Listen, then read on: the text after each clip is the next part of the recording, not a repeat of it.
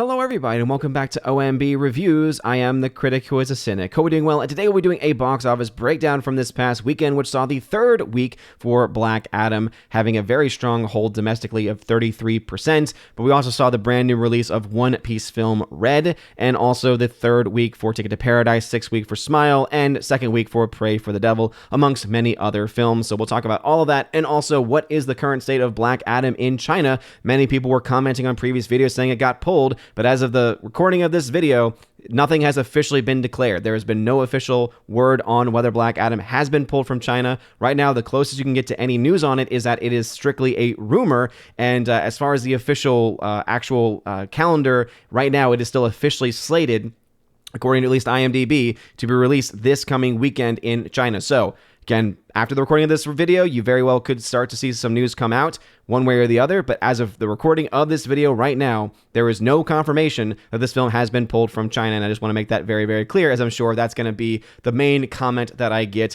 as it was a very heavy comment in my other video. So before going any further, though, please make sure you smash that like button, slap that fire button if you're watching over on Odyssey, and smash the rumble button as well. It really does mean a lot. Also, make sure that you're subscribed to the channel with the bell notification on. That way you know every time a video or live stream goes live on the channel. So starting off with Black Adam from Warner Brothers, $18.5 million domestically in third week. Means that the film dropped 33% from its second week, so not a terrible number there. Currently, the domestic total is at $137.3 million. Really not all that impressive when all is said and done. However, that percentage is still strong enough to show that the film, even though in my own opinion, is pretty trashy, it is doing well enough among fans that are continuing to support this film with either second, third, and fourth watches, or convincing other people to go and see it. And this is a situation as well where I think some people are going to see this movie probably in spite of the fact that many of the critics were just trashing this film all over the place. And though I do think that this film deserves to be criticized in a wide variety of ways, I imagine that the reasons why I would criticize the film probably not anywhere near where we would typically find the typical Hollywood elitist critic, and why they typically will hold their nose up and you know, do all the other snooty things that, you know, critics will end up doing for films like this. The fact still remains, though, that Warner Brothers has struggled the last couple years especially to be making any money back on any of their films. And it's the reason why is because they continue to put so much money into their films. They continue to spend way too much money, way overspend, and it ends up resulting in them having to make close to $500+ million on almost every single one of their projects, and that's a very difficult thing to do in the current box office. You need to have not just a good movie, but a good movie that people actually want to go see, and that is something that, again, Warner Brothers has struggled with consistently, and it's been a big problem as well with the DCEU as well. There have definitely been their successes, like with, for instance, Aquaman making over $1 billion, Wonder Woman, right? The first Wonder Woman film being as successful as that was. But at the end of the day, you look at so many of their other films, especially the ones more recently, and you see that they have struggled a lot more than, let's say, Marvel, who has not put out very good films either, by the way. For those who are saying, oh, you're just a Marvel shill, it's like, nah, I pretty much called out Doctor Strange and also called out Thor: Love and Thunder for its nonsense. However, can't deny the fact that the money for those films is much more impressive than what we've seen from anything from the DCU as far as the last couple of years are concerned. With all that being said, though, Black Adam, at this point, even though it continues to do well domestically, still got pulled from over 400 screens by Warner Brothers in its third week of release. Definitely not where I think that they would want to be at this point in time. Really starting to question about whether, you know, at least for my mind, it's starting to say, hey, maybe they're starting to question whether this film will be able to hang around, especially with the release of films like Wakanda Forever coming up very soon. It's going to be interesting to see where this film ends up when all is said and done, because right now it is tracking somewhere between the release of Shang-Chi and the release of The Eternals. In fact, right now, it's tracking so much more along the same lines as Eternals that I think that this film, without China, will end up being a massive financial flop. And I'll show you the numbers in just a second. Let's go ahead and dive, though, into the rest of these films before going into them individually. So One Piece film Red, film from Crunchyroll, at least being distributed by Crunchyroll, opened at $9.4 million. This film already got a release in Japan and a couple other places worldwide. So this film's just adding on to the amount of money it's already made. There's been no projected budget for this movie, But based on the history of other anime film releases, film probably costs somewhere around $10 million, I guess, more or less. And so because of that, the fact that it's already at $150 million worldwide, mostly because of Japan, tells me that the film is well over its break even and is just making that much more profit. It also continues to show that even though it's not a massive audience here in America that will go see these films, these anime releases, there's still a strong enough one that justifies them releasing them. And I think it's really cool to see that we're getting more and more of these releases. And instead of us getting those very specialty, it gets released by Fathom events just for 1 day or 2 days or something, that they're actually getting full-fledged domestic releases with multiple showtimes and with multiple languages. You can go the subtitle route, you can go the dub route. And I think that that's a really cool thing to see. And it shows that there is definitely a market here in the States and in the domestic market in general for these kinds of movies. So that's always really cool to see. Ticket to Paradise, a film from Universal that I just don't quite understand the appeal to. Again, the fact that this movie exists and is doing as well. I look at this poster here for George Clooney and Julia Roberts, and it just looks like Hollywood elitism to me. And that's why the only reason I can explain for this film doing as well as it is probably because it must be doing very well amongst the older demographic. They haven't had a lot of movies for the older demographic, and so it seems that now you have people saying, oh, a film with George Clooney and Julia Roberts? Oh, I might actually want to go see that. It was really the only thing I can really use to explain, because not only did it only drop 14% in its third week of release, but also they added over 300 screens to its release as well. So even though the number doesn't look all that impressive to most of us who follow box office, right? 46.7 million doesn't seem like all that much.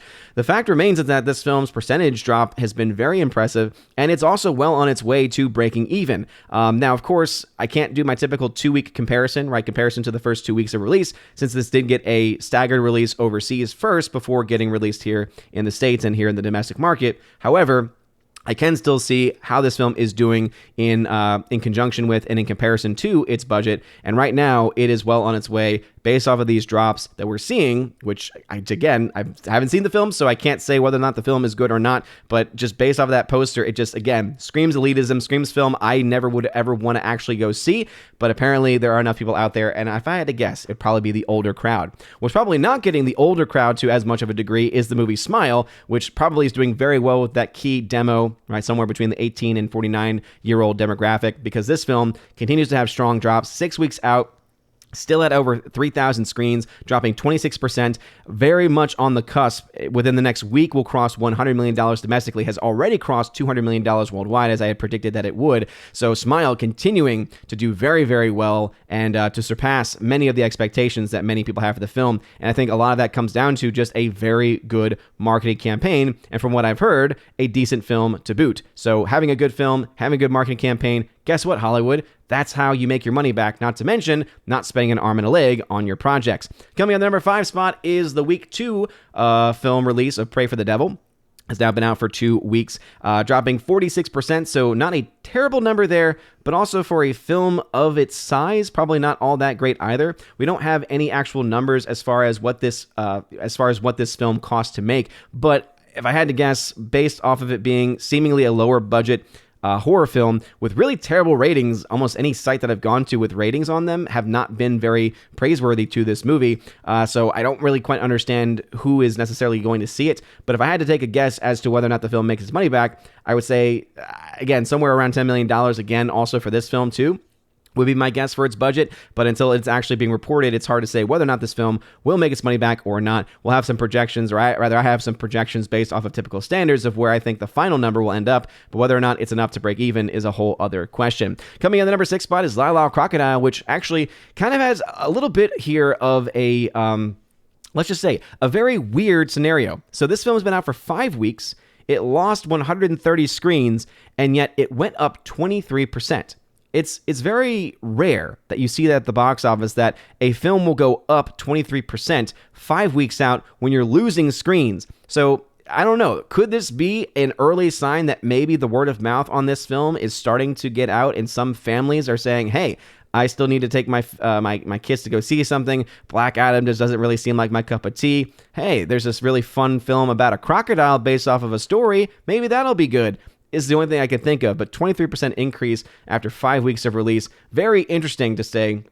to say what I can about it. And yeah, it's just interesting. It's interesting. Coming in the number 7 spot is The Banshees of Inisherin. I will get a review out for this movie when I see it a second time, as I dozed off a couple times when first seeing it. Not because the film itself is boring, though it is definitely a slow burn, to say the least. I saw this film at 8 p.m., and I should have known myself better than that to say, I probably should have waited. Unfortunately, that was the only time I could go see this movie, as it was only available in one of my local theaters, and 8 p.m. was the earliest show time that I could actually make it to. But whenever I go see films that are around that 8 p.m. time slot, unless it's like a really engaging movie, probably an action film, it's very hard for me to stay engaged in some of these films. And so Banshees of Inisherin actually looks like a movie that's similar to another film that I saw, somewhat late at night, Silence by Scorsese, that came out several years ago at this point, about 5 years ago.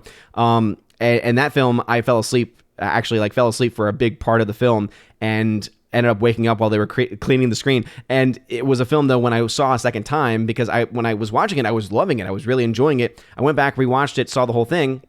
Didn't fall asleep once, didn't even come close to falling asleep once, and I thoroughly enjoyed it. And it's actually one of my favorite Scorsese films of the more recent films that he's made. So I think that The Banshees of Inisherin could end up being something like that, though I will say, based on everything that I saw, and again, I was only out for maybe a couple of moments in the movie itself, it just doesn't seem like nearly as funny or as fun of a movie as the director, Mark McDonagh, has done before. For instance, not nearly as entertaining as Three Billboards, or like one of my favorite films of his of all time, which is In Bruges, which is just a great dark comedy. So those are, again, $2 million there, though we're not going to be able to make any projections on it because of the fact that it's not getting a standard release. It's getting the typical independent film release. So good to see the film making money, at the very least making more money based on the fact it's adding more screens. Whether or not it makes any actual profit is a whole other discussion.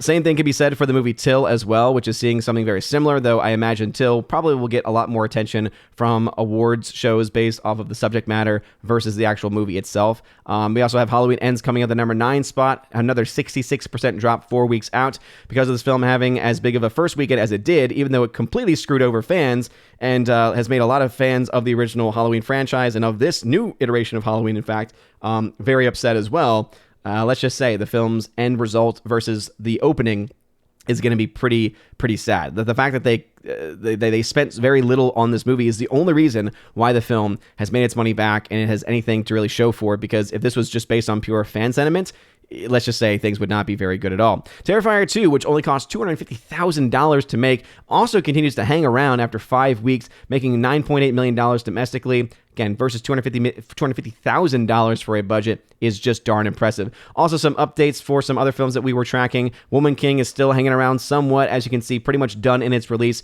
dropping 20% in its 8th week, $905,000. This film's pretty much guaranteed to be a flop at this point in time. The international market just did not come to show for this movie. Amsterdam as well is going to end over $100 million as a flop. The Bad Guys, it seemed, still has a presence, which is, I thought, kind of interesting. The fact that, again, 29 weeks out from its initial release. Barbarian as well is also hanging around after 9 weeks of release also. So going ahead and looking into the actual numbers themselves, again, Black Adam at $319.6 million. So the first thing to point out is, as you can see, historically, this film is not doing well domestically, right? It's towards the lower end of it. So even though that 33% is a very strong hold from week 1 to week 2, rather in this case from week 2 to week 3, it's still not doing well historically, at least compared to other films in similar genres and other areas. And I think that this is even more apparent when you put this up against a couple of movies. And so let's put this up against one film that had a much slower start in Shang-Chi Legend of the Ten Rings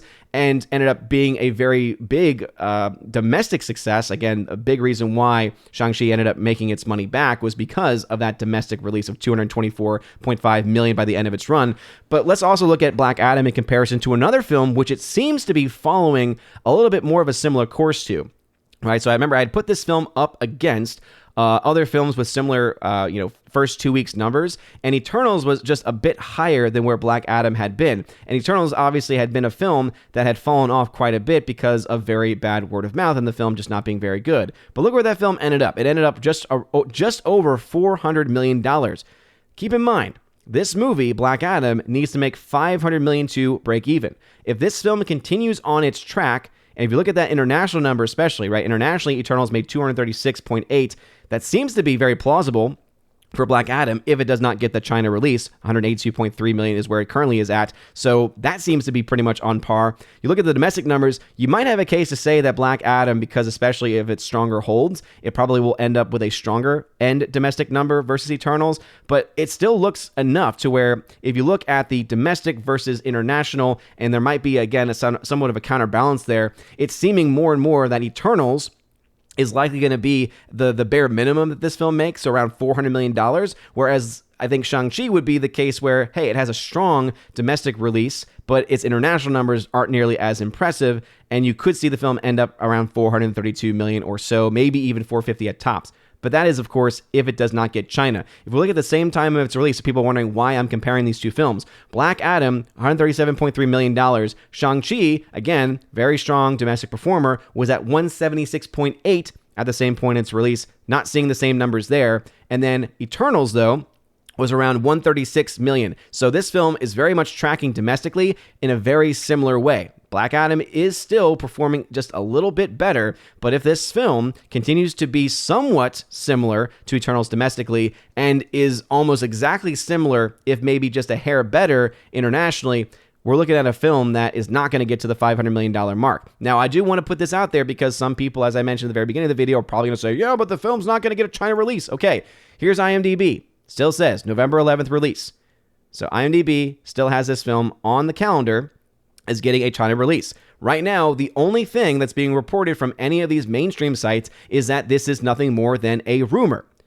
And that's pretty much all you can find. If you're looking for news stories on this, you will either find websites that are very sketchy looking or quote-unquote reputable websites covering it, saying it's possible, but saying nothing has actually been confirmed, and so at this point, all it can be is a rumor. Apparently, this rumor began on boxofficetheory.com in the forums, and the person who's making this claim was apparently correct about predicting a couple of other films and their fate in China as well. And so some people, therefore, are putting a lot more trust in it than I think that they should. The fact remains this. We have not gotten any official confirmation yet about this. Apparently, some of this is connected to comments that Pierce Brosnan made about the Dalai Lama. Keep this in mind. The CCP wants money, right? They also have these different standards that they will hold. They will say no to major Hollywood releases if they don't play ball with them because they also care about power in addition to money, but they do like money. Warner Brothers has had a very big struggle with getting money from almost any of their projects. So if I was Warner Brothers and I was looking at the CCP and I was listening to what they were saying about, hey, we don't want this in the movie, or we don't want that, or hey, we don't like the fact that one of the stars of the film is saying this. I mean, I could totally see Warner Brothers playing ball with the CCP and doing almost anything they could to get that film released there, because as I was trying to show, the chances of this film getting to $500 million without China just does not seem very likely. We, of course, still have a lot of time that this film has of its release. It's only been out for 3 weeks, and so we could still see that story change. But with the upcoming release of Wakanda Forever and the projected box office for that movie, and that likely going to be saturating the market to the point where Black Adam doesn't have a lot of room to play, it makes me think that this movie, without China, will end up being a pretty massive failure. So again, I just wanted to also cover that. Right now, that's just a rumor, so please hold off the, no, it's been pulled, I have sources. Pull again. As of recording this video, there's not been any official confirmation that the film has been pulled. Anyway, going back to the other films. So One Piece film Red, as you can see, $159.2 million worldwide. A lot of that has to do with its initial release in Japan, doing very well domestically here. Ticket to Paradise, hanging around and doing, I just don't get it. Smile, crossing $202 million, again, doing incredibly well off the charts historically. Pray for the Devil, doing, again, middling as far as the actual projections are concerned, historical domestic box office projections, and because we don't have an actual budget, can't say one way for sure, but all I know is that I don't want to play around with this movie whatsoever, so goodbye. La La Crocodile, $63.7 million. Is it seeing a revival? Is it seeing positive word of mouth finally? Who knows? We'll have to wait and see. The Banshees of Inisherin, right, is one of these independent films, has gotten released in different areas. So far, it's looking like it's doing okay. Doesn't look like it's going to be the biggest box office for the director, who had, again, done other films like Three Billboards Outside of Ebbing, Missouri, and also had done In Bruges as well. I just do not think that the film's going to do nearly as well as those. That all being said, it's a film that, again, I still want to see a second time to give it before giving it my full endorsement, but I think a lot of people will come out enjoying that movie. Till is political. again, it's a historical drama coming at a specific time, and it's just one of those movies that to me it's like, okay, we get it. People have done terrible things before, and we understand that. We totally get that. Why is it that we have to have this hyper focus on just one? Again, I'll just leave it at that. I'm just saying this film seems much more like Oscar bait than anything else at this point. Halloween Ends has crossed $100 million worldwide, but the film still sucks. Terrifier 2, $10 million after a $250,000 budget. Very impressive. $91 million for The Woman King at this point in time. Film not likely to make its money back. If we go to my charting, because we love charting here on OMB Reviews, as you can see, no budget yet for One Piece Red. Can't say for sure whether the film is a success or not. No numbers yet also, as far as budgets are concerned, for Pray for the Devil, but I can project that the film will make somewhere, based on the fact that its first 2 weeks has been 15.6, so I do need to update that other category, but the first 2 weeks has been to 15.6 million, so based off of historical standards, the film will get somewhere between 22 and 31 million when all is said and done. So whether or not the budget is very small, sub 10 million, or over 10 million, ultimately will determine whether the film is a financial success or not. Black Adam's $319.6 million still puts this film well over 100 million in the red. It's looking like this film probably will perform, not nearly as bad as what the worst case scenario for the film would be, which would be if the first 2 weeks accounted for 70% of the box office. That would make an $85 million loss. I think this film probably get closer to that average loss around 42 to 50 million in the red. That is, of course, without China. We'll have to wait and see whether or not that ends up turning out or not. Ticket to Paradise, as I had mentioned, is somehow doing well with, I guess, a certain audience. That's only 7.3 million in the red, so because it's performing very well domestically, would not surprise me for this film to break even by the end of next weekend. Halloween Ends, even though it is profitable, compared to the first 2 weeks of a release, it's just abysmal. And hey, when you screw over your fans in that way, that's what's going to happen. And I hope that if they try to push any more films in the future, not obviously in this specific franchise or this specific timeline, I really hope fans say and remember what they did with Halloween Kills and Halloween Ends and say no more. Right? Just stop giving the money at this point. La La Crocodile, 63.7, still 36 million in the red. As you can see, though, compared to its first 2 weeks, did very, very well. Right, has more than double the amount of money it made the first 2 weeks, is seeing a bit of an increase in the domestic box office. So whether or not it makes its money back or not, it still remains to be seen. Maybe we're seeing it move, but I don't know if it's going to be enough. I think that number might just be too much for it to make up at this point in its release schedule, especially with bigger films like Black Panther coming out very, very soon. Amsterdam, $27.7 million, still $100 million in the red, will end probably well over $100 million in the red, as you can see. Smile crossing $202 million, puts this film close to $100 million in net profit. Very impressive numbers, to say the least. Also updated some numbers here for Bros, which ended at a $24 million loss. Great to see that. Don't Worry Darling, which some people had been fighting with me about in the chat, 1.4 million in the red.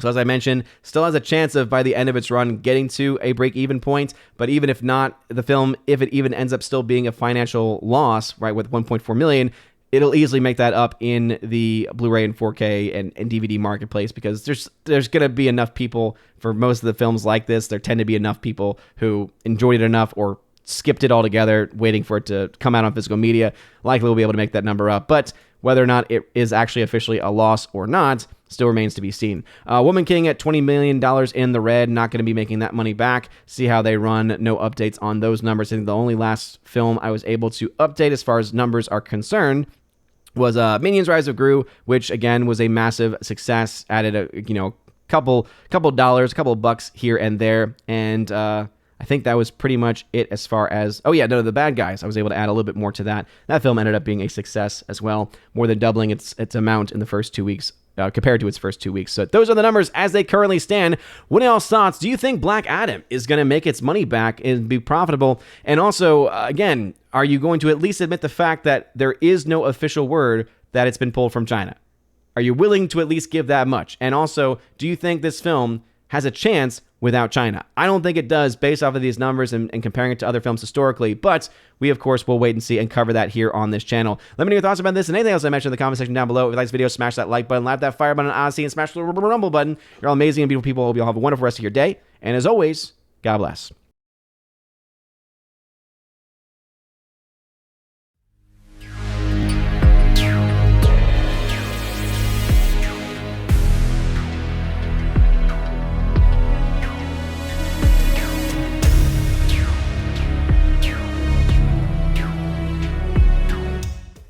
And now for a huge special shout out to all of my November Patreon Subscribe Star and Locals members at the Keeper of the Bifrost level and above. Starting off with Patreon with Father Luca Illich.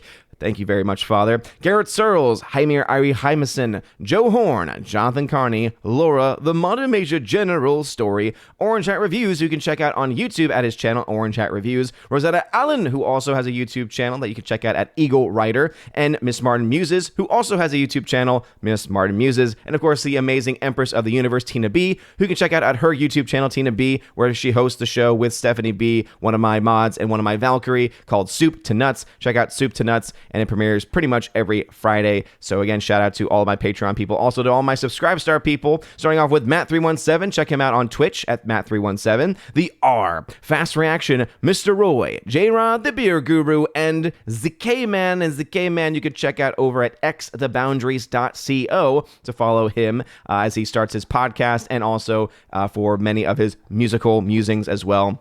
Check him out. Very, very talented guy. And then lastly, my locals peeps. We got Miss Minnesota Hockey Fan, How About a Hockey Player, UAB Mad Dog, Mike Jackson for the win, J.H. Schwalbach, Brett D90, and the amazing lawyer, Robert Barnes. Thank you all so very much for supporting me. And if you want your name shouted out at the end of every live stream and video, go ahead and check out the top link in the video description below where you get access to that. Also, you get access to special things like giveaways and also exclusive podcasts that I do with John the Flickpick Flickinger and other guests throughout the month of November and in the previous and the months to follow as well. And again, if any of that sounds interesting to you, especially the 4K giveaways, Steelbook giveaways, some of them that I have to give away this month are films like Starship Troopers on 4K Steelbook, Top Gun Maverick on 4K Steelbook, amongst many others. If that sounds interesting to you, check out the link and follow the instructions down below. Anyway, you guys are all amazing and beautiful people. Hope you all have a wonderful rest of your day. And as always, God bless.